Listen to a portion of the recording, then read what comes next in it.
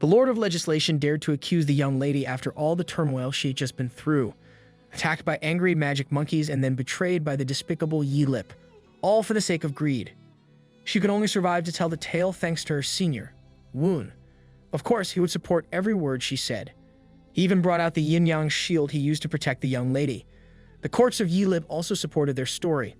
Now that it's settled, the Lord of Legislation solemnly expressed his gratitude to Seoul. For now, he's invited to stay at the sect while the investigation wraps up. For the first time in a while, Mina finally heaved a sigh of relief. Seoul can just watch from the sidelines and train silently in these mountains. After a day, he was summoned by the sect's Lord of the House. He was oddly instructed to leave his pouch of abundance before entering the building, and he complied. Seoul respectfully greeted the Lord of the House, who happened to be another old geezer, the head of the Mount White sect, Nam Ja-woon. This geezer knows that he defeated the Wee family, something that no one should have known. But Nam Ja-woon appears to be a fan, excited to meet his idol. That's only natural, though. Seoul accomplished extraordinary feats in the recent war. The Lord also wanted to warn him about Patriarch Wee Sek, as that man is not very forgiving. Nam Ja-woon had a very favorable impression of Seoul right from the beginning. So he asked the young man if he was part of any sects. Seoul was not affiliated with any organization. He was just taught alchemy and craftsmanship by his masters at a young age. As for the identity of his masters, no one would probably know their names in this nation. He had been here for a whole day, and everything felt fitting for a prestigious sect. But internally, it's evident that there's a crisis within the Mount White sect. They have recently lost valuable elders through the hands of a disciple. Add to that the fact that they are being pushed around by the nearby Iron Rock sect. They're in a less than ideal position. If an alchemist like Woon Seoul joins them, the benefits would be immense. So, the Lord wants to establish a strong relationship with the young man, and he hurriedly extended an invitation to their organization. He offered generous amounts of elixirs and spirit stones. He even promised that Seoul could take the spot of an elder after reaching the final stages of his current level. The Lord guaranteed that Seoul wouldn't take more than 100 years to achieve this. He had come to these mountains on a whim, and it was better for him to operate freely. But having a backer like the Mount White sect would undoubtedly be helpful. The invitation was a bit sudden, but this organization had 3 Breath of the Sun alchemists. 2 of them were busy training while one of them was at the Song Chilam Palace. The Lord wanted to introduce Seoul to that expert to train together. It was very tempting, but he knew that he would eventually need to leave Daewoo Nation. So he respectfully declined a deal that would make anyone jump for joy. He knew that if he accepted the offer and enjoyed all the benefits, it would be wrong to leave one day without repaying their kindness. It seemed like the Lord was not giving up, though. So, a counteroffer was brought to the table. He could sign up as an outsider disciple. Thus, retaining his freedom and leaving the country would be no problem. The systems for this type of arrangement were already in place within the sect. They wouldn't be able to fully support him like an official disciple, but he would still enjoy many benefits. He could even opt in as an official disciple whenever he wanted. With just a single sip of his tea, Seoul made a decision. This opportunity was just too good to pass up. With that in mind, the Lord handed him a mysterious box. Inside were powerful protection elixirs, a signing bonus of sorts. Even as an outsider disciple, he would still be guaranteed the elder position after reaching the final stages of the law of spirit energy. Seoul was not an ungrateful person, and he planned to repay this kindness to Mount White sect. Bro just randomly got the best job offer. In the snowy woods of the Mount White sect, we find a young lady named Mina, wandering aimlessly.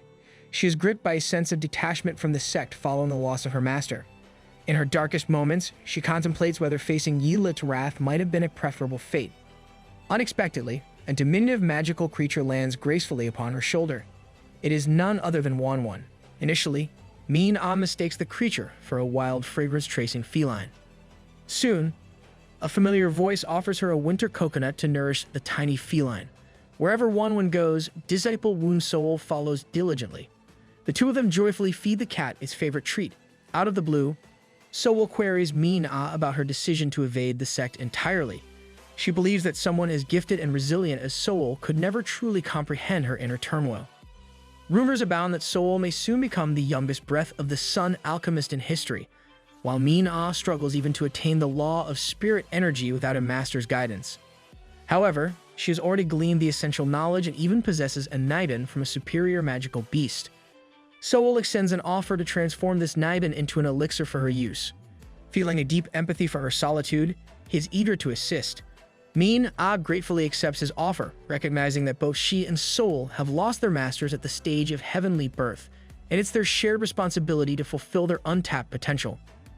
Seoul is convinced that Min-ah possesses the potential for greatness. Our narrative now shifts to Jang Seogak, the sect's vast library housing a wealth of records and books. While the attendant dozes off, a child appears to recognize Seoul. Permission is granted for him to access the library, albeit with restrictions on the restricted section. At Seoul's level, he can borrow up to 100 books without removing them from the sect's premises. Seoul allows the attendant, Won Pyong, to return to his slumber while he embarks on his exploration. Most sect disciples rarely frequent this sanctuary, engrossed in their training. However, the exceptionally talented Seoul stands out. To Won Pyong's astonishment, it takes no time at all for Seoul to amass a towering stack of 100 books for borrowing. Furthermore, he pledges to return every volume punctually. To Seoul, the most precious aspect of being an outsider disciple of a prestigious sect is not the material possessions, but the opportunity to access their library. The true treasure of long-established sects lies within their books and records. As he concocts elixirs, he can indulge in voracious reading. Thus, the young man embarks on an intellectual quest. 2 weeks later, the attendant is astounded to learn that Seoul has already devoured the first batch of 100 books. The chant of black ice proves invaluable for this endeavor. It's a shame he can only handle 100 books at a time. Within one of the volumes, he stumbles upon an intriguing passage regarding the sect's founder, authored by a venerable elder. The founder, Mu Zhongyang, emerges mysteriously in the Yuyuan province and, over time, establishes the Mount White sect. In a martial duel, he astonishingly defeats the Taoist temple's leader using a technique eerily reminiscent of the Song-san sect's methods. The elder harbors suspicions about the founder's enigmatic background, a sudden emergence to establish the province's premier sect. Before delving further, Seoul halts his reading. For now, his focus is on crafting elixirs for Min-ah and Wanwan. Several days later, the enigmatic book still haunts Seoul's thoughts. As usual, Won Pyong dozes off at a library counter. Seoul presents a high-class spirit stone to the young attendant, seeking information about the elder and author of the book, John Hakbyeon. He desires access to all of that man's works, as he was an active elder during the sect's founder's era. After some searching, Won Pyong makes an intriguing discovery. Strangely, the book is listed in the restricted section, and it was the sect leader who ordered its relocation. Such meticulous attention to detail suggests a hidden motive. 3 books, accessible only to elders and higher-ranking members, piqued Seoul's interest. However, before leaving, Won Pyong proposed a plan to clandestinely acquire these books. Seoul disdains untrustworthy individuals, but Won Pyong emphasizes the potential consequences for himself. The price for this risky endeavor is set at 5 high-class spirit stones upfront and an additional 5 upon securing the books. Won Pyong assures Seoul of his reliability. Thus, the heist unfolds on the first night of the month. The young attendant effortlessly retrieves the 3 handwritten records. These documents shed light on the sect's initial rise to power and fuel the elder's suspicions about the founder. It appears that a Song-san sect elder had murdered 3 sect members, and they had potentially stumbled upon a great treasure. Founder Mu Zhongyang might have killed his comrades. Upon the author's return to the sect, the leader had already departed, dedicating himself to becoming a true immortal. The man established a thriving sect before disappearing, leaving behind an inexplicable mystery. Years had passed, and the author hadn't been able to come up with answers. Creating the Mount White sect hadn't benefited Mu Zhongyang at all. Everything about him seemed suspicious. Even the signature white thunder shot was just a variation of Song-san sect's technique. The only clue the elder had was a luxurious but restricted temple. Upon investigation, it was just a place kept clean for no apparent reason. A few decades passed, and the elder had wasted years trying to find any traces of the founder. But before he passed away, he clung to the belief that the founder, Mu Zhongyin, could not be trusted. Seoul read all these accounts, knowing that they were recorded 7,000 years ago. He neither could nor wanted to continue the wild goose chase. However, his curiosity was piqued by the restricted temple that the founder had left behind. Just a short distance away, the luxurious temple still stood tall. It was a restricted area with no guards. For now, Wanwan would scout the place. There was nothing unusual, even when scanned by the cat's nose. There were just 2 portraits at the altar up front. He thought that there might be something there, but that would be too obvious. There was nothing unusual anywhere he looked, just like the elder back then. He concluded that this was just some normal temple, but then he suddenly had the idea to try one last thing, the sacred needle of wisdom. No one in manhwa had managed to navigate the rift with this artifact. At first glance, the needle pointed outside the temple, indicating a higher concentration of spirit energy than the interior of the temple. Maybe he had been thinking too small, and the secret was hidden in the entire restricted area. Seeing the needle spin around frantically, Sowell decided to descend the cliff where the temple was situated. As he descended, the needle started pointing down into the snow. The wind of determination cleared it up and revealed a massive ice formation. It was no surprise that nobody had been able to find this place. With his sword, Sowell forcefully chiseled the ice away. When he carved out a hole, the needle started spinning even faster. Down below, there was something weird inside a gray rock.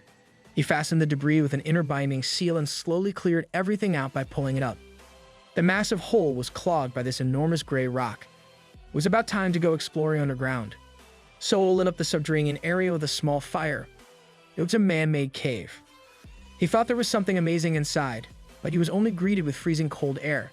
He hadn't felt this cold since he was a baby. The needle was spinning crazier the deeper he went. To be safe, Sowell brought out the graceful shield. Finally, he happened upon an old man enclosed in ice. This man was not one of the people in the temple portraits, though. The identity of this frozen old man was a big mystery, but at the foot of this ice was a blue flower. Even one couldn't bear its sheer coldness. Sowell proceeded with caution, as this plant seemed like the source of the thick and cold energy. Suddenly, multiple footsteps walked towards Sowell, asking him what he was doing down there. He had let his guard down, and now he was surrounded by unfamiliar faces of the sect elders. Bro, the old guys in this series need to mind their own business and retire. Sowell found himself in a highly complex situation, confronted by 6 elderly individuals. These senior figures observed him intently, both parties anticipating the next move. The young man proceeded to greet the elders as if nothing unusual were occurring. This temple was an exceedingly forbidden place, not easily accessible. As for the consequences of violating the entry rules, it included breaking the naiden and amputating limbs, with the tongue also being removed as an added measure. However, on a case-by-case basis, the sect leader could exercise discretion to reduce the severity of the punishment. Sowell's fate rested in the hands of one enigmatic old man. The leader was more inclined to reward than punish him for resolving a dilemma that had troubled the old man for some time. The young man from the library had been secretly reporting everything to the sect leader. Some disciples had attempted to locate this place but had failed. Sowell had uncovered a deeply concealed secret of the sect. It turned out that these elderly companions had followed him down here with the intention of exploring the cave as well. They were eager to put an end to this delay and pursue their goal. These senior individuals were anxious to start searching for treasure as soon as possible. However, the leader was seeking the frustration because of his strong desire to discover this place. If he were more powerful, he might have eliminated everyone to secure the treasure for himself. Now he was compelled to cooperate with others to explore the founder's secret. As for the young man who had discovered the secret place, he could accompany them but would be treated as a captive. After a few moments, nothing particularly remarkable was visible in this dull cave. The only thing that aroused everyone's curiosity was the strange ice plant. They had no idea what it was. Therefore, taking it from the frozen corpse and examining it seemed like a logical step. An elder attempted to touch the plant directly but immediately withdrew in fear. He was frustrated and angry at the leader for not warning him, almost freezing himself. It didn't take much for these elderly individuals to turn on each other, pointing fingers and assigning blame. They turned to Sowell for answers, as he was the one who had initially stumbled upon the cave. He insisted that he had found this cavern purely by chance, but suggested infusing some spiritual energy into the plant. He even volunteered to give it a try, using a third of his spiritual energy. There was no immediate response, but after a while, the plant began to bloom slightly.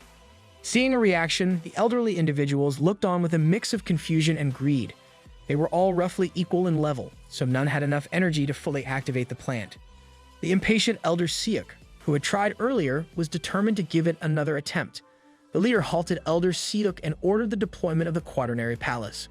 All the elderly individuals pooled their spiritual energy into a single channel and directed it toward the ice plant. Destroying the plant did not seem to be a concern, as it continued to absorb their energy. This was no ordinary treasure. The leader could already envision how it would benefit the sect. They pushed their limits to the point of exhaustion. The ice crystal plant finally blossomed, resembling a mesmerizing flower, and revealed a clear marble inside. The marble possessed an inexplicable level of coldness. One thing was certain: it was not an elixir. For now, further examination of this object was necessary. The man encased in ice was thawed out, presumably frozen upon contact with the ice crystal. Sowell covered the man out of respect, but to everyone's surprise, he showed signs of life. Elder Siuk was eager to heal and interrogate the man immediately. They even tied him up while they discussed their next steps.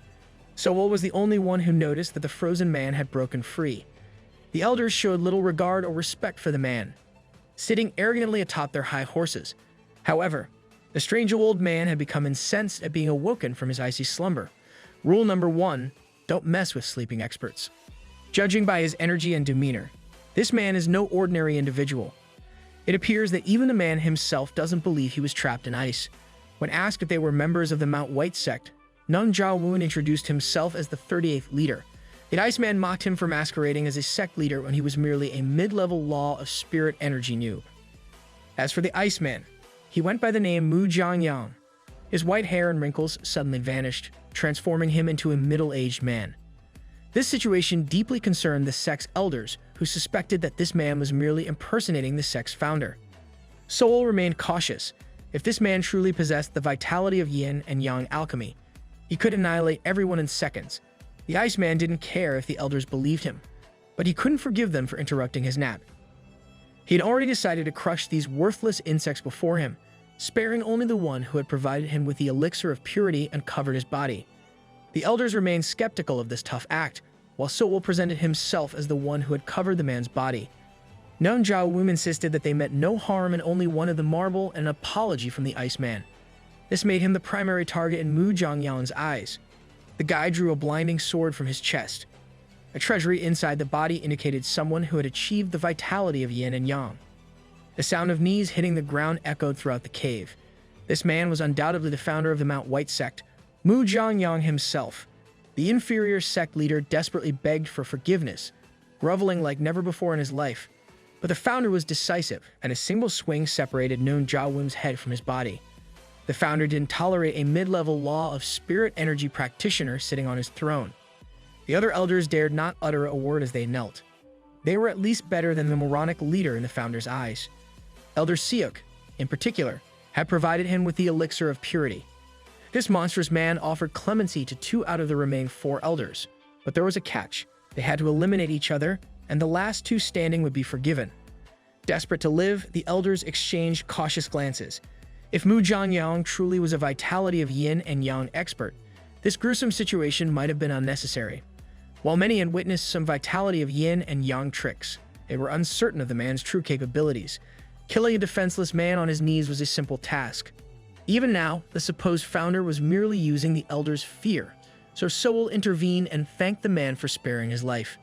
The founder then corrected Sowell's assumption, stating that showing mercy didn't mean sparing the young man's life. He would have to face the 2 survivors of the Elder Royal Rumble. Sowell was confident that the founder hadn't yet regained his spiritual energy. He was using fear and dominance to manipulate them into eliminating each other.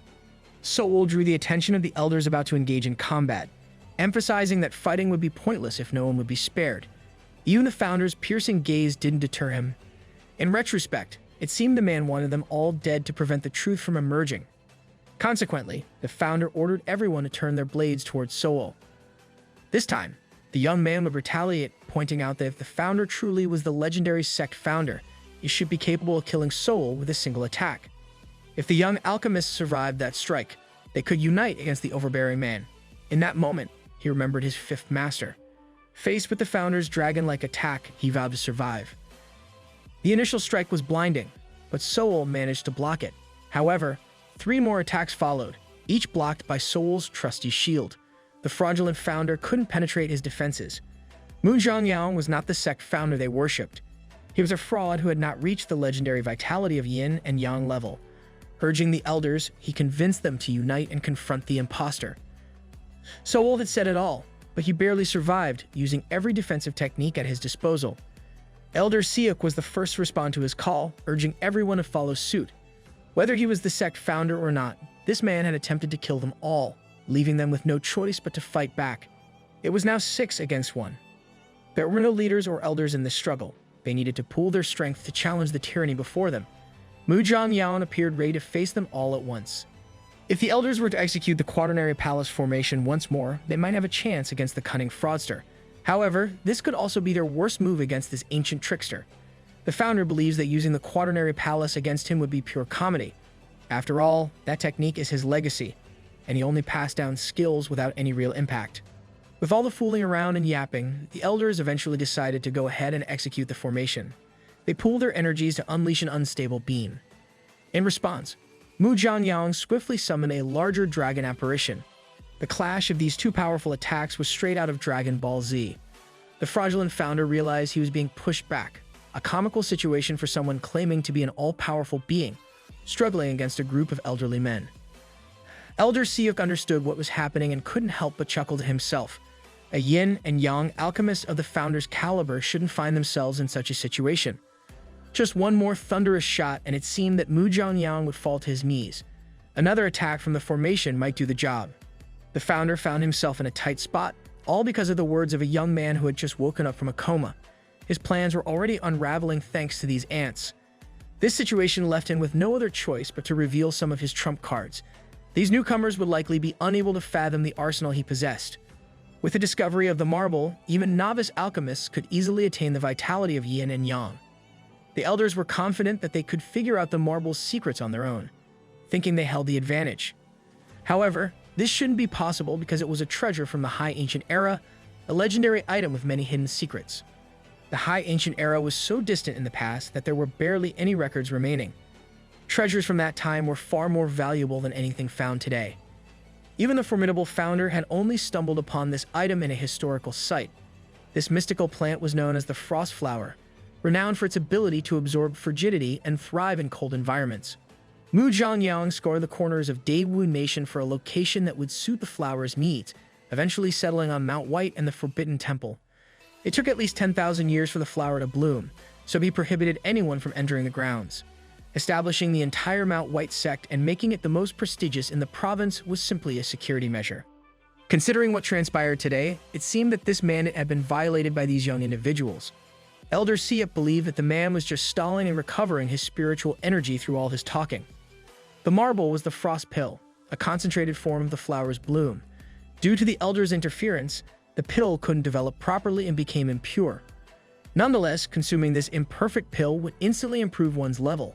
A proper frost pill could elevate someone from the vitality of yin and yang to the coveted heaven's throne. It also enhanced one's mastery of skills and movement. That possibility was now gone, and they could only fight for an incomplete pill. While it was of no use to a true expert, it remained a priceless treasure for newcomers, capable of elevating them to the breath of the sun instantly and effortlessly. This revelation would undoubtedly spark greed among these elderly men. Civil, however, remained skeptical as Mu Jianyang had a reputation for mixing clever lies with tidbits of truth. Whether it was lies or not, this treasure had been zealously protected and nurtured by a true expert. Now that it was useless to the founder, he was willing to give it to the luckiest recipient. Elder Siuk was straightforward and simply wanted to deal with Mu Jianyang first, but the more calculating elders were pondering how to get their hands on the treasure.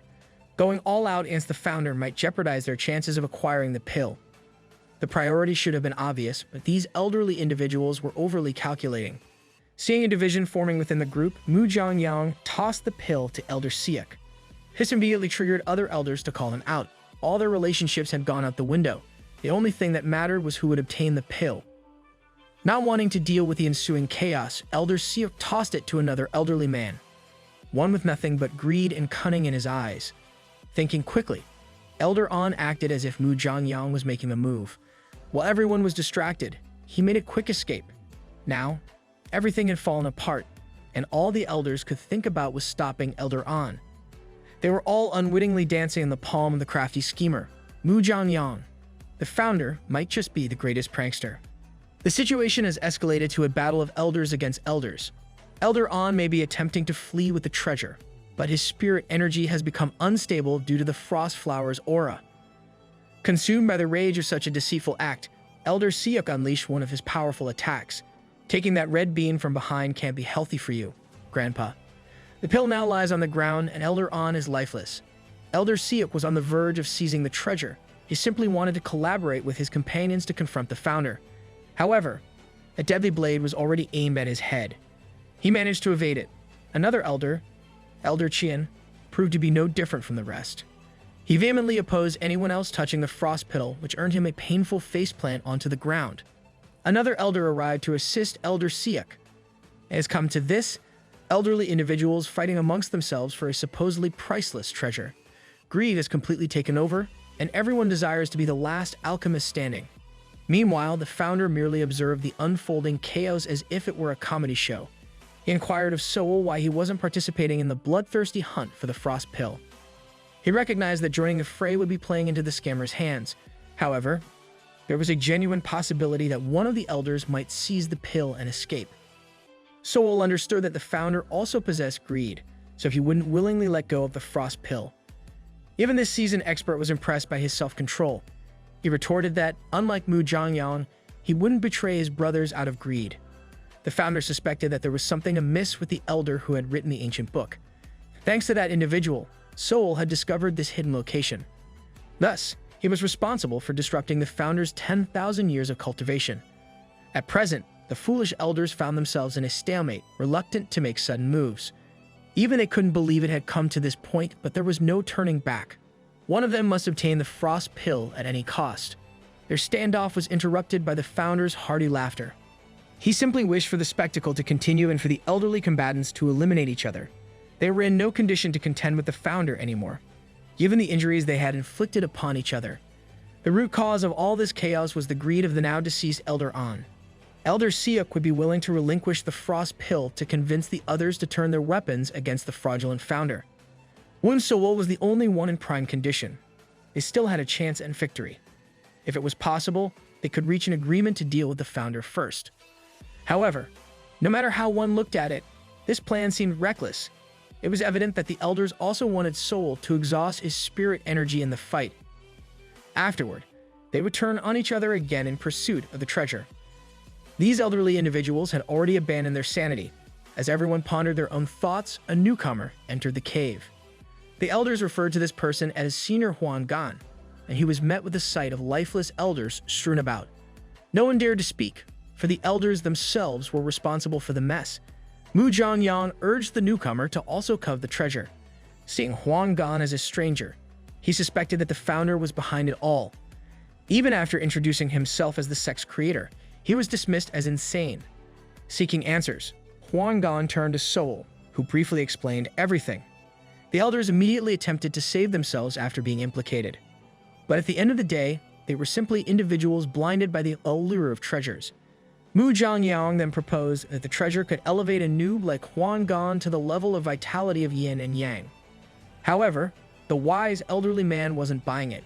To acquire the frost pill, one had to eliminate all others, and many elders had already fallen. Huan Gan would pardon the greedy elders, but they had to redeem themselves by eliminating the fraudulent founder and putting an end to his corrupting influence. In a cave full of old men, there's finally someone that can think like an adult. Mu Zhongyang planted the idea in the elders' minds that Huan Gan would eventually seize the pill after this. For now, a battle was inevitable. Even with Huan Gan present, the greedy elders still couldn't divert their gaze from the frost pill. It seemed to beckon them. These fools had truly lost their senses. Huan Gan unleashed an attack directly at the pill, firmly convinced that a treasure capable of destroying the sect was nothing but an abhorrent object. However, the treasure remained unscathed, standing there defiantly. Not a single scratch marked its surface. An attack from even the most inexperienced practitioner of the sun arts couldn't possibly harm it. With another adversary entering the fray, Mu Zhongyang had no choice but to take action. Surprisingly, he produced a ball of blood elixir. Even Huan Gan found this unbelievable. The founder then swallowed the glob of blood, and immediately, the energy surrounding him underwent a profound transformation. Blood elixirs were created by consolidating minuscule spirit particles into one, a laborious process that used humans as its primary ingredient. Hundreds of alchemists had to be sacrificed to produce a single pill, sometimes even requiring hundreds of thousands of lives. It's basically Philosopher's Stone from Full Metal Alchemist. The end result was impure and foul, with drawbacks that would take years to recover from. Yet, the founder willingly endured these side effects to annihilate everyone in that cave. His presence had become an unsettling mix of ferocity and madness. An overwhelming bloodlust permeated the cavern. Soul attempted the first attack, utilizing every offensive talisman at his disposal, but it was effortlessly thwarted by a simple barrier. The elders too had regained their composure and unleashed their combined assaults. Huang Gan even donned his gloves. Every attack they launched at the founder was repelled by the impenetrable shield. All their efforts were futile. A flawless defense was now complemented by the founder's Manchung sword's offensive prowess. A single swing filled everyone with dread and despair. A sheer force threatened to bring the underground cavern crumbling down. Two more elders met their demise, and Soul would likely not have survived a direct hit. Huang Gan remained standing, albeit wounded.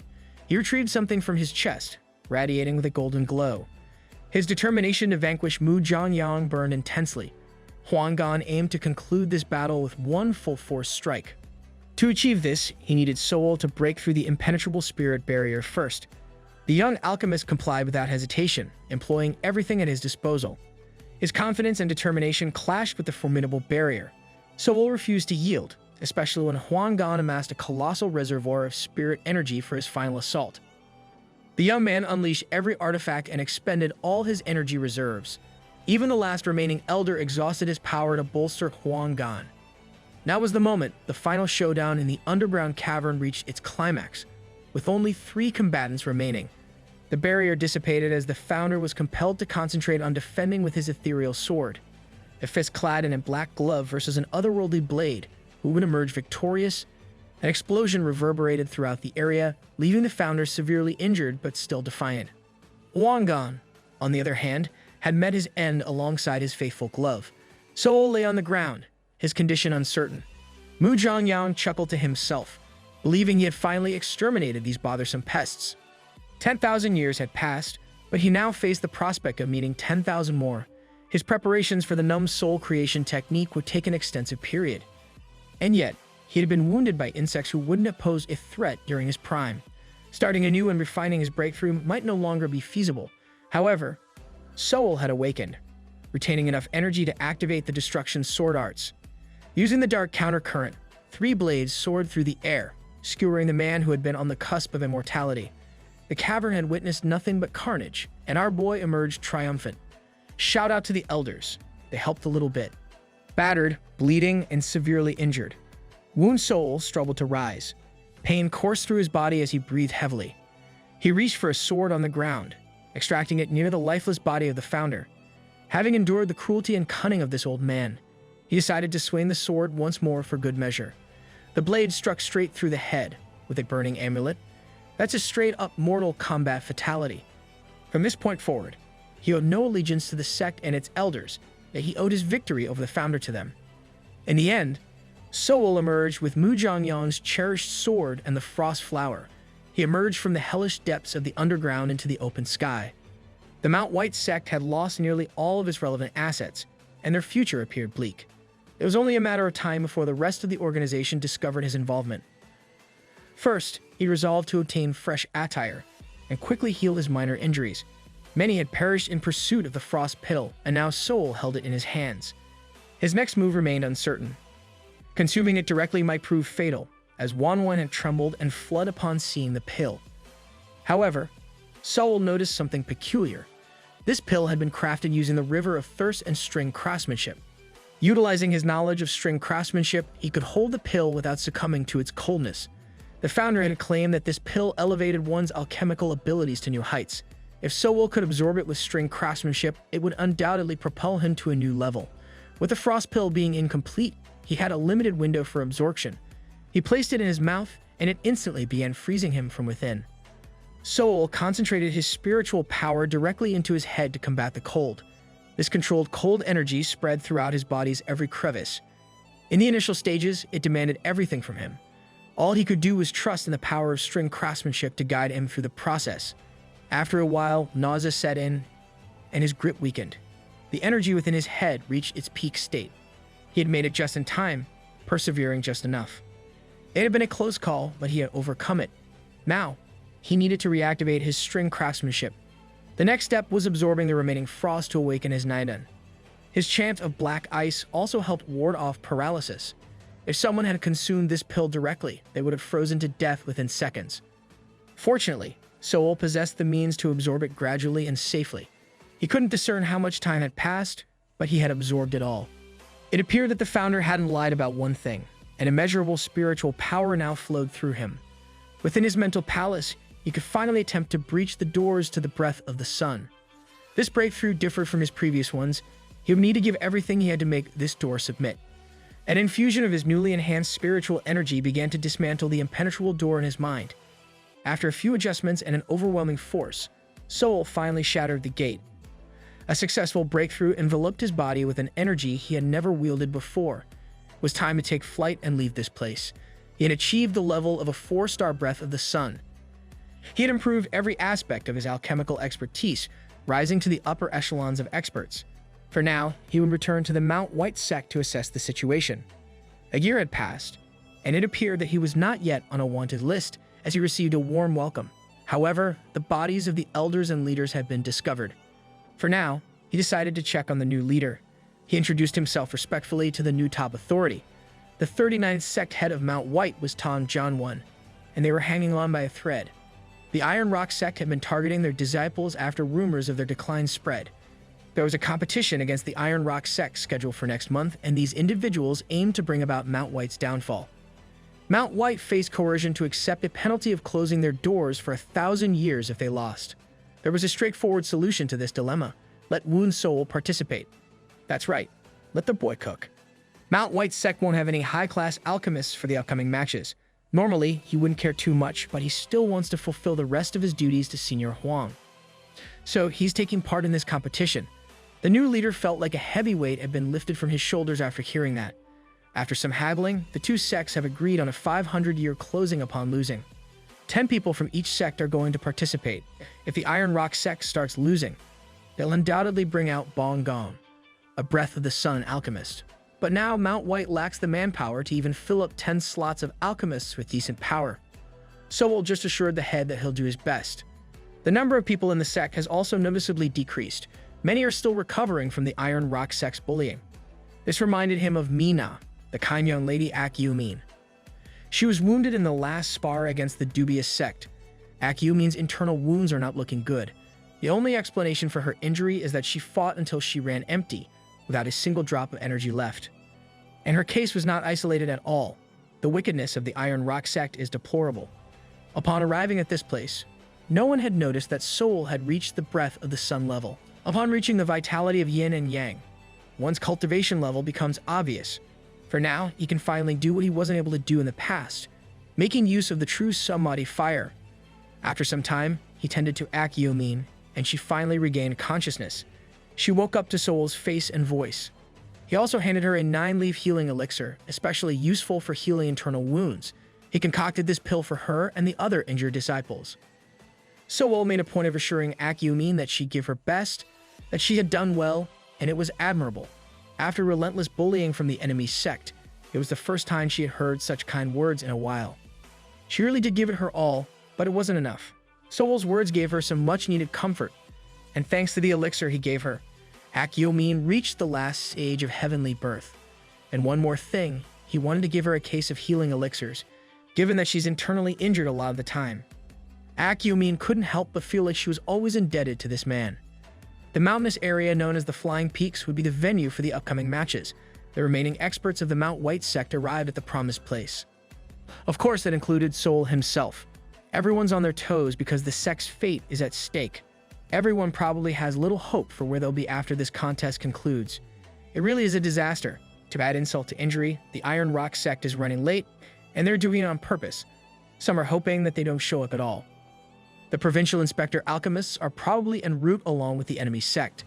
They should have a variety of techniques to show. Soul is eager to see what they have up their sleeves. It was said that the Iron Rock sect's admission and withdrawal system is one of the laxest. Many high-class alchemists tend to gather for the prospect of benefits and freedom there. Their system is quite unique, and it's very effective, just from the size of their forces. Speaking of the devil, the Iron Rock sect has finally arrived. As expected, the referee for this duel is marching with them. They're shamelessly parading their collusion. They must be careful with their actions and not give that disgusting inspector something to nitpick.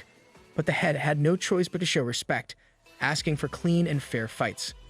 The inspector is peddling fairness while looking like an absolute crook.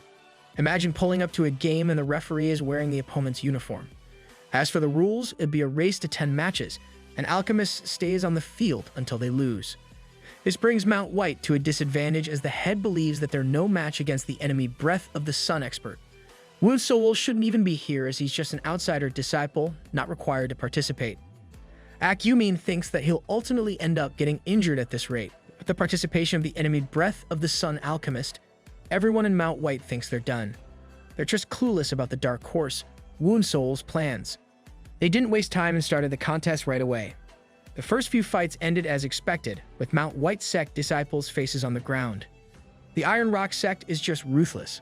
On top of that, the provincial inspector is blatantly one-sided, not even giving a warning for violent attacks. Those referees are Breath of the Sun alchemists, and they're not stepping in. If this goes on, they will just get wiped off the map without a fight.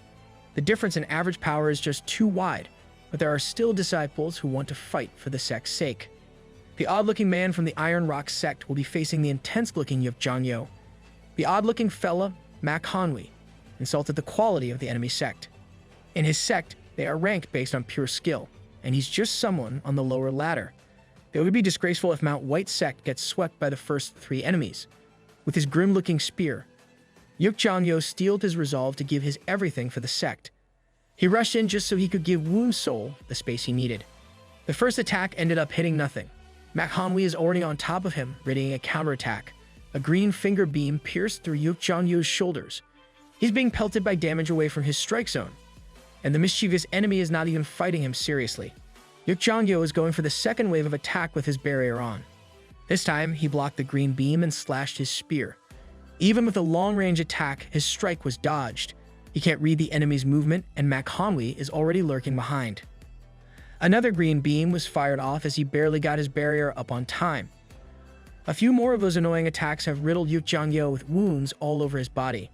The brutality was too much to bear for Mount White sect disciples. Their representative is being beaten up and is just trying his best to stay on his feet. That just goes to show how persistent Mount White sect is. The enemy has absolutely no intention of ending the fight, even though Yuk Janyo is in a grave condition. They are aiming to trample Mount White's spirits completely. As soon as Yuk Janyo lost grip of his consciousness, manhwa was announced as the winner. The odd-looking man's over-the-top violence has finally earned him a warning. The sect leader looked onto Soul to finally go up, reminding him to forfeit right away if the fight gets too tough. He then jumped onto the stage. manhwa asked if he was disheartened by the last display of beatdown, but Soul was just lost in thought, thinking of ways he could take the man down. manhwa was annoyed and promised to dish out twice the pain he had given earlier. Soul didn't even get into his fighting stance, he's just going to take the attack while standing still. The enemy wanted to toy with him with shadow clone art, torturing him slowly and painfully before ending the fight. The first green beam oddly landed far from Soul. Thinking it was a coincidence, manhwa fired more, and nothing landed anywhere near Soul's body. He'd been dodging every attack with no visible movement at all. If that's everything that the enemy has, then Soul might as well move as fast as lightning behind the enemy and attack with no mercy from the back. manhwa wasn't expecting that as he was racked with pain. The sect leader was surprised as well. No one saw what happened with how fast it all went down. Wu Soul just took his first blood. That's literally light work and a reaction for him. Just to escape this nightmare, manhwa raised his hand and forfeited immediately. To exact some much-needed revenge, Soul reached his hand out while gathering spirit energy. He then touched Hanwi's body, and a painfully cold sensation spread throughout his body. The referees then stepped in, given that the fight was supposed to be over. Judging from the intensity of the frost key, Hanwi might take decades just to recover from the internal damage. Wu Soul was declared the winner with a warning not to go overboard. His extraordinary skill is gradually being revealed to the world for the first time. The sect leader had heard of his capabilities, but he was just too good. Yumin watched with a longing to become stronger and fight like her senior brother Woon. As Soul whooped another so-called expert, she lamented not being able to fight alongside him. Opponents fell one after another with simple, well-timed strikes. It made Yumin want to become strong like him. It made her want to win and never lose. It motivated her to train harder and follow in his footsteps. Still, she didn't want her senior brother to push too hard. Now, all that's left is the Iron Rock sect's Breath of the Sun alchemist. The expert frankly didn't think that it'd come to the point where he'd need to step up to the plate. The man's name is Ma Jeju, an expert in the Iron Rock sect. Wu Soul returned that introduction with a respectful one of his own. Ma Jeju wanted to assure him that the Mount White sect's doors would be closing today. When Sowell clapped back, the old-timer labeled him as young and innocent. The old man is way too confident that he has this in the bag, even going as far as recruiting Sowell to the Iron Rock sect instead of fighting a losing battle. The young man is indebted to Mount White, and he intends to follow through with repaying this debt today. Given that Ma Jeju has a reputation to protect, he won't be going easy today. He thinks that Sowell is just an overconfident brat that can be crushed. With that in mind, the young alchemist can finally let loose. Summoning his swords, including the Founder's Blade, the fight has officially started. His earlier spiral bombs were just for backup. He's a sword user through and through. Now, he will be facing the old man with all his might. The senior then prepared to take out his weapon as well. It turns out that he's a dual axe expert. 3 treasure swords versus 2 ornate golden battle axes. Which one will stand on top? For now, Sowell will just defend. He intends to hide his true strength even now. His barrier was strong and his movement was fluid, but the axes were homing in on him. The weapon then manifested 2 golden spirits that fired off golden beams. It was even faster and stronger than Mac Homony's attacks. Sowell had no choice but to pull out some of his cards. A wide array of amulets flew towards his opponent. The old man easily blocked everything with his barrier, though. Up next were his 3 swords hidden by the explosion of dust. This too was anticipated by the combat veteran. But with that level of magic barrier, these blades are still penetrating through little by little. With all these diverse experiences, Ma Jeju has never seen a level of craftsmanship this high. While he's busy being in awe and trying not to get skewered, Sowell launches a few spiral bombs to throw him off. The frost key in the young man's attacks is quite troubling. If worse comes to worst, the old man might have to go all out in one move. Disregarding defense altogether, Ma Jeju is going in hard. With his spirit barrier down, a chance is open for Sowell. The touch of mist has limited the vision within the field. The fog has also started conjuring the frost key, disrupting the old man's control. Getting rid of this fog is a must. The old man is still headstrong and confident that he'll come out on top. Woon Sowell doesn't see it that way, though. As soon as the fight started, the conclusion had already been written. Perhaps he was too late to perceive it. Perhaps he was too slow. The prideful Ma Jeju has been surrounded by multiple blades in different angles. He can only accept his fate with gritted teeth. The winner of the fight between the Iron Rock sect and the Mount White sect has finally been crowned. Every disciple of the White Mountain cheered at the top of their lungs. Their savior Woon Sowell has brought them a massive W. After that event, the first ones to hear were, of course, the Bao Xin sect. Xiaobing is trying to keep up to date with whatever Woon Sowell is up to, and her interest in him is only growing.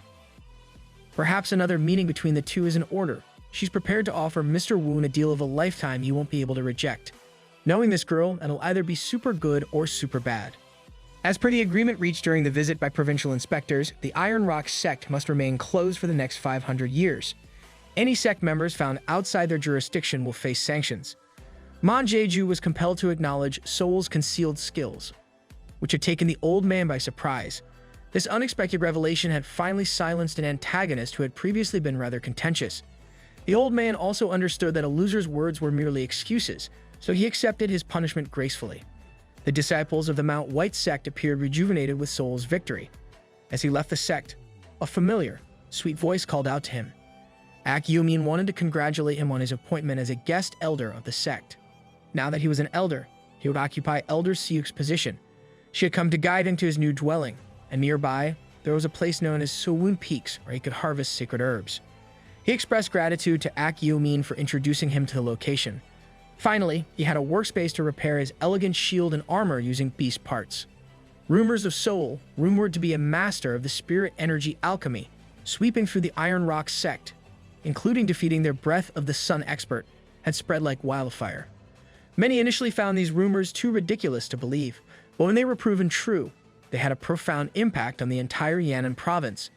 Meanwhile, Sowell was calmly repairing his equipment and honing his crafting skills. He was now ready to practice creating precious talismans. He received word of a visitor, a highly renowned figure from the Yan'an province. However, the vague description didn't immediately bring anyone to mind. It turned out to be Xiaobing, the leader of the Huijin branch of the Bao Xten sect, who first congratulated him on his promotion to elder, recognizing it as a well-deserved achievement for saving the sect. Sowell had not expected her to follow him all the way to the White Mountains, considering he hadn't heard from her since the quest for the 7 silver-scaled snake. Now, she was aware of his victory against a Breath of the Sun alchemist. Before anything else, she had a question for him. While Soul possessed impressive techniques, defeating a true expert as a law of spirit energy alchemist seemed impossible. He had no intention of providing further explanations. Xiaobing had strong suspicions that he was concealing his true level, a belief shared by many others. He preferred to get to the heart of the conversation. With the Iron Rock sect's impending downfall, one of Xiaobing's problems was resolved. After this, the Bao Xin sect would have access to numerous freelance alchemists to hire. Thanks to Soul's actions, she could finally pursue the largest concentrated spirit land in the Daewoo Nation, known as the Untraversable Poisonous Lands. As the name suggested, this land teemed with deadly herbs, insects, and beasts, all capable of delivering fatal toxins. She had previously sent him to deal with a venomous magical beast as a test. A recent survivor had reported the presence of humans with unfamiliar alchemical techniques and a variety of treasures. The Bao Xin sect had decided to mount an expedition. While Soul wasn't initially interested, Xiaobing mentioned the missing breath of the Sun seniors from the Mount White sect, which are spotted near the lands. If Soul participated in the mission, she also promised to provide him with diaries of the alchemist from another continent. This piqued his interest. She even offered to send him a manuscript copy for his examination. There was something sussy about her eagerness for the poisonous lands, but it was an offer he couldn't refuse. I low-key liked their twisted relationship. For now, he decided to revisit the Yi family manor. Lady Yi had not been neglecting her cultivation and recognized their indebtedness to Soul. The elders and the leader warmly welcomed him, and he also sought out his senior sister, the only one who could see that he had broken through the breath of the Sun Gate. She had made progress with her own abilities. As for Lady Yi, something appeared to be bothering her, though no one would provide an explanation. Ma Qian could only lament for her poor junior brother's sake. It appears that this issue is related to him, but Ma Qian wasn't sure if she should be the one to inform her junior brother. That's because Soul and Lady Yi are supposed to be married. However, he's about to lose his wife as Lady Yi and Sui have been growing closer and are now engaged. Sui was kicked out by the Yi family head a few times, but they eventually got approval. Even though they were just a fake couple, this was something he hadn't expected. For now, he just wants to offer his congratulations. He also wanted to talk to his senior sister about the expedition to the poisonous lands. It's a dangerous place full of uncertainties, but if he plans to go, Ma Qian would wholeheartedly follow him. He might have reached the breath of the sun level, but his senior sister is still at risk of not making it out alive from that place. She really wants to join him if he's determined to go, though. He wanted to insist that this is related to the Mount White sect, but that didn't seem to deter her. This is his only way of stopping her from joining him prematurely. If it really is about the sect, she can't just butt her head in. With Xiaobing's mysterious plans and the danger of the lands, it's better if Ma Qian doesn't tag along. For now, all he wants is to have a spar with his favorite sparring partner. Ma Qian is not one to refuse a challenge from a true expert. A few days later, we find ourselves at the infamous poisonous lands. From its entrance, noxious gas is already everywhere. Only breath of the sun alchemists can disregard the poison fog, so they'll distribute intoxicants. With the watchful eye of the Bao Xin sect, it's better for Soul to hide his true level. Chu Jiasong has been hired for his expertise in poison and experience. Soul has checked the manuscripts that Baekran had given him, but there's still something else bothering him. As he was waiting for the party to enter, the senior he defeated at the Iron Rock sect, Ma Jeju, surprisingly, was part of the expedition. They are like two friends reunited in an unexpected place. Right now, the senior has become a freelance alchemist with his brother. They are optimistic that this trip will be fruitful, given that Lord Xiaobing has arranged everything. Besides, there are some breath of the sun alchemists here. The purely hairless Yeonjong is one of them, and he's undoubtedly the quiet type. For now, Soul just wants to get his detoxicant first. It didn't take too long for the expedition to formally start. Ma Jeju's brother took the lead, and no one objected. Ma Jeju praised Soul for getting even stronger since they fought. They speak formally, but the admiration for each other's skills is evident. As the two were conversing, a blood-curdling scream echoed nearby. One of their teammates had been infected by a toxin through a finger. He was pricked by a poisonous thorn. The red leaf plant nearby might look harmless, but it's poisonous. Thankfully, Chu Jiasong carries an antidote for this one. Jiasong with a clutch is a big W. Plants that can threaten alchemists are all over the place. This one doesn't affect Soul, though, so he might as well take some for later. He's built up an immunity to all kinds of poison to back up his poison knowledge. Ma Jeju was glad that he could rely on the young man in this place. There are 15 Law of Spirit Energy alchemists and 3 Breath of the Sun alchemists on their roster. It's going to be hard to keep track of everybody in this thick poisonous fog. As they were quietly walking through the sinister woods, every expert worth their salt felt that something was off simultaneously. From a distance, there's a fearsome presence lurking, and it quickly multiplies. The vanguard warns everyone to be on guard and get ready to battle. Everyone braced themselves for the incoming attack. Someone led the team to stick close to each other so they could defend better. It didn't take too long for the enemies in the dark to charge at them. In front of them were disgusting-looking flying magic bugs. I'd be out of there as fast as humanly possible, not going to lie. Most of the party was unaware of what these bugs were, but one thing was certain. The horde was coming for them, and it was coming fast. No matter how you look at it, there were just too many of these insects to deal with. For now, Soul summoned his shield to prepare his defense. They must make the call whether to retreat or fight right away. One look at that horde, and the word retreat would just come naturally to you. Everyone stuck close to each other as they made a run for it. Aboard their respective flying tools, the expedition faced its first major challenge. Magic bugs are known to go around in swarms, and fighting this many won't work. But the thing they didn't think about was the swarm's outstanding flying speed. If they wanted to get out of here in one piece, they were going to have to bite the bullet and fight. Even the veteran Chu Song had never encountered this type of bug before. The law of spirit energy alchemists had to stand behind, while the breath of the sun experts went to the front lines. They might not know much, but the fact that bugs are weak to fire should be common sense. So, the higher-level alchemists prepared to face the brunt of the magic bugs. Soul also prepared his blazing spiral bombs. The explosion of flames mid-air was the signal for the battle's start. To no one's surprise, the true Samadhi fire was cooking these bugs. But Soul's simple spiral bombs weren't working as he intended. Some of the insects stuck close to his barrier. These were golden-toothed locusts. They're known to chew up anything alive. They can even eat through spirit barriers.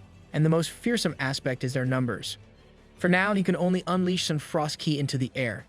He managed to slow them down a bit, but these locusts were moving at such abnormal speeds in the first place. These bugs shouldn't be able to catch up to even the law of spirit energy alchemists. And yet, screams asking for help echoed throughout the forest. The weaker alchemists and their meager shields couldn't hold on much longer. They kept begging for help, but the experts were busy defending themselves too. At this rate, everyone was going to die being drowned by bug bites. To help everyone, Soul took out some golden flags and shot them down to create a formation. He wouldn't mind traveling alone, but he couldn't let these people get slaughtered so early. Soul unleashed the imaginary element formation spell to deal with the swarm. His words echoed throughout the area, calling everyone to follow his voice for safety. They tried to fly towards Soul's otherworldly announcement, and everyone who got close to the perimeter was pulled into protection. In Soul's formation, they could calm down and release their spirit barriers. But the job wasn't done. There were still plenty of alchemists fighting for their lives. In his apocalyptic-looking bug-infested sky, Soul managed to rescue one alchemist after the other. Even the other breath of the sun experts were overjoyed by this outstanding formation. Everyone who could be saved was safe thanks to the young man. Only 9 law of spirit energy alchemists made it out. They weren't even that deep into the territory, and it was already this dangerous. The people knew that Soul was skilled, but they still couldn't help but praise him. He just took the compliments with grace and humility. As for Chu Song, the man looked like he had lost hope already, and he had the most experience in this area. In the 3 months he spent on this land, it was the first time he had experienced something this dangerous. This journey was proving to be tougher than they had thought. Even just continuing the expedition was being put into question. If they were hired by another lord, then that wouldn't be a problem. But they were working for Lord Xiaobing. The daughter of the lord leading the entirety of Baoxin sect definitely had some spoiled princess vibes. Soul heard about the woman's background for the first time. Now it made sense how she held such a high position at a young age without outstanding skills. It was challenging to cancel something organized by Xiaobing, as she despised when things didn't go her way. In the skies outside their formation, the swarm finally began to show signs of movement. The golden-toothed locusts were retreating, and the formation had performed admirably. As a new alchemist in the Baoxin sect, Chu Song had received some advice. The concern was that if something akin to the bug swarm happened, everyone would withdraw from the land, and even Xiaobing wouldn't have control. She had brought Yimzhang and Chu Song here, so Soul remained cautious. For now, they could continue exploring the lands. And if anyone wanted to leave, no one would blame them, though returning safely on their own was tricky. Keeping that in mind, no one chose to abandon the mission. The lead alchemist also announced that the mission would halt if a threat as serious as the bug swarm reappeared. So, as the sun rose, the expedition continued. Along the way, Ma Jeju hunted some beasts, as did everyone else. In this place, the results were mediocre compared to the effort they put in. The mission appeared grim. It would only be worthwhile if they could plunder the treasures of the people of the poisonous land. Over a month had passed, and only 10 of them remained. Seoul had been secretly collecting sacred herbs and spirit stones, but it was far from enough, and there were still no signs of native inhabitants. Chu Jasong, the odd one, approached him and asked if he was getting bored. Kill this man just for being sus. In a place full of deadly threats, boredom was far from his mind. However, Seoul was puzzled why Chu Jasong was making small talk with him. The odd one revealed that many men from distinguished organizations were sent here because of some descendants. The locals of this poisonous land were known as the descendants of the Valley of Secrets. What puzzled Seoul was that Chu Jasong's hands seemed to be getting darker over time. The names of the locals had been erased by time, and no one should know of their existence. However, Shobing had orchestrated this expedition around it somehow. Chu Jasong insisted he was just a small part of a larger plan. But the core forces from the sect had already taken action a month ago. If that was the case, their group wasn't part of the core forces. This meant the chances of obtaining the memoirs were low from the start. The Sun experts would be furious if they knew they were deceived. But even if they knew, nothing would change. No matter how strong they were, they couldn't challenge the mighty Bao Xin sect. The odd one was deliberately sharing this information with Seoul as per Xiaobing's orders. Chu Jasong even offered to bring him to the core forces if asked politely. The odd one approached the freelance alchemist leader, Senior Zhang, and proposed to lead the way, as he had been here before. This was a glimmer of good news after some time, and it was welcomed. Chu Jasong led the group at their usual pace. Seoul remained vigilant, still feeling suspicious. Chu Jasong guided them skillfully, even though the fog obstructed their view. They emerged from the woods, and light finally bathed them. They arrived at a seemingly normal area. It was an ideal place to rest before continuing their journey the next day. Seoul planned to sneak away while everyone rested, but Ma Jeju noticed his unusual behavior. Seoul claimed he was just going to explore, but the veteran wanted to join him. Seeing that Seoul wasn't welcome in company, the old man reminded him to be careful, no matter how skilled he was. After a short walk, Seoul found a suitable location to execute his plan. With a high jump, he soared into the air with a smile on his face. It felt refreshing to be alone for a while. In his hand, he held the sacred needle of wisdom pointing westward. He had arrived in a place brimming with spiritual power, indicating the potential presence of stronger poison. A strong scent behind him revealed a supreme chrysanthemum. It appeared as a beautiful flower, but was highly toxic. Nevertheless, this was a fortunate discovery. Seoul suddenly went on high alert as he sensed something lurking in the background. To his surprise, it resembled an ordinary deer. He continued his task, carefully extracting the flower. Only then did he realize that normal animals shouldn't be able to survive in these lands. The deer he had seen vanished into thin air. It was no ordinary deer. It was a shameless thief that had snatched the supreme chrysanthemum right from his grasp. The economy is so bad, even Bambi has to rob people.